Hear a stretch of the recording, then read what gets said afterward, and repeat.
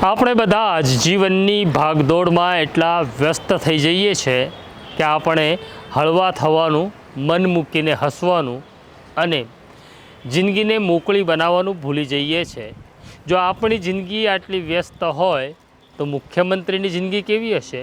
પણ મુખ્યમંત્રી સાથે ક્યારેક એવું બને છે કે મુખ્યમંત્રી ક્યારેક મુક્ત મને હસી પડે છે અને ઘટના એવી છે કે એક નાના બાળકે મુખ્યમંત્રી એટલે કે ભૂપેન્દ્ર દાદાને હસાવી દીધા, તેની આ વાત છે। વૈષ્ણવજન તો તેને કહીએ જે પીડ પરાઈ જાનાને રે। નમસ્કાર, નવજીવન ન્યૂઝમાં તમારું સ્વાગત છે અને હું છું તમારો પ્રશાંત દયાળ। આપણે બધા જ દોડીએ છીએ જિંદગીની એવી દોડમાં, આપણને બધાને જ ખબર છે કે આપણી દોડ અંતહીન છે, જ્યાં આખરે આપણે કંઈ મેળવતા નથી, છતાં આપણી દોડ ચાલુ ને ચાલુ જ રહે છે। આ દોડમાં આપણે થાકી જઈએ છીએ, આ દોડમાં આપણે નિરાશ થઈ જઈએ છીએ, પણ આપણે જિંદગીની આ દોડમાં એવો સમય રાખતા નથી કે જ્યાં આપણે હસી શકીએ, બોલી શકીએ અને મોકળા થઈ શકીએ।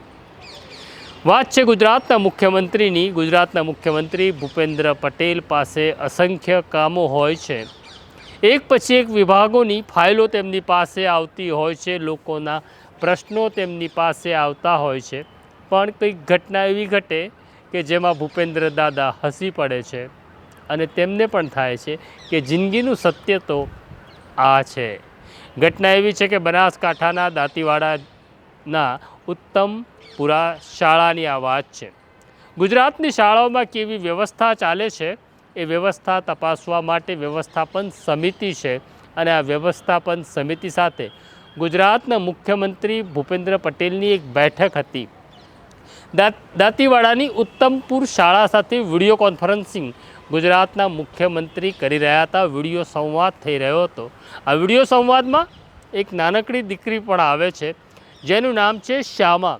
શ્યામા હજી પહેલા ધોરણમાં ભણે છે, એટલે કે હજી તે 5 વર્ષની છે।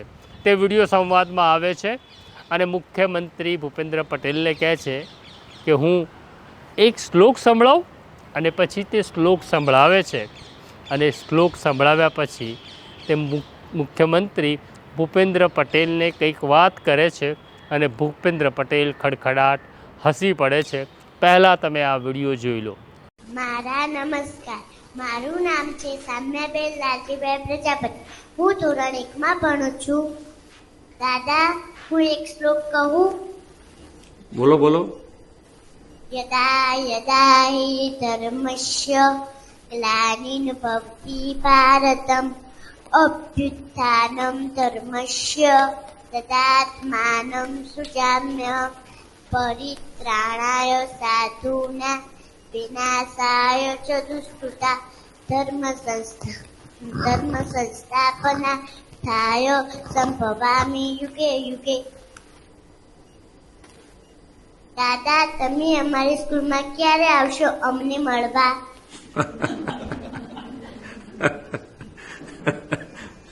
આવીશું, અમે ત્યાં આવીશું એટલે। હા, તમે આ વિડીયો જોયો, આ દીકરીએ શ્લોક કહ્યો અને પછી દાદાને પૂછ્યું કે દાદા, તમે અમને મળવા ક્યારે આવશો? અને દાદા પછી ખડખડાટ હસી પડે છે। મને એવું લાગે છે કે રાજ્યના કામના ભારણની અંદર, રાજની આટીઘૂટીઓમાં, રાજ્યના રાજકારણમાં દાદા અટવાયેલા હશે ત્યારે આ બાળકીએ પૂછ્યું કે દાદા, તમે અમને મળવા ક્યારે આવો છો? ત્યારે મને લાગે છે કે આ દીકરીને દાદાનું કોઈ કામ નથી, આ દીકરીને ક્યાંય બદલી કરાવી નથી, આ દીકરીને કોઈ ફાઇલ મંજૂર કરાવી નથી, આ દીકરીને વિધાનસભાની ટિકિટ જોઈતી નથી। બસ એને જોઈએ છે દાદા જે સ્ક્રીન ઉપર દેખાય છે। દીકરીને ખબર છે આ અમારા રાજ્યના મુખ્યમંત્રી છે, મારે તેમને મળવું છે। અને પછી દાદા પણ જવાબ આપે છે દીકરીની ભાષામાં, એ તરફ આવીશું ત્યારે ચોક્કસ મળીશું। દાદાની વિનંતી એટલી જ, આ નાનકડી દીકરીનું સ્વપ્ન પૂરું કરજો દાદા, તમે એને મળજો। આ પ્રકારની સ્ટોરી તમને નવજીવન ન્યૂઝ ઉપર જ જોવા મળશે, માટે અમારું બેલ આઇકોન દબાવો જેથી કરી તમને સૌથી પહેલાં સ્ટોરી મળે। અત્યારે મને અને મારા સાથી સોનુને રજા આપો, એ પહેલાં બાળકીને પ્રખ્યાત કરી દો। સ્ટોરીને શેર કરો. નમસ્કાર.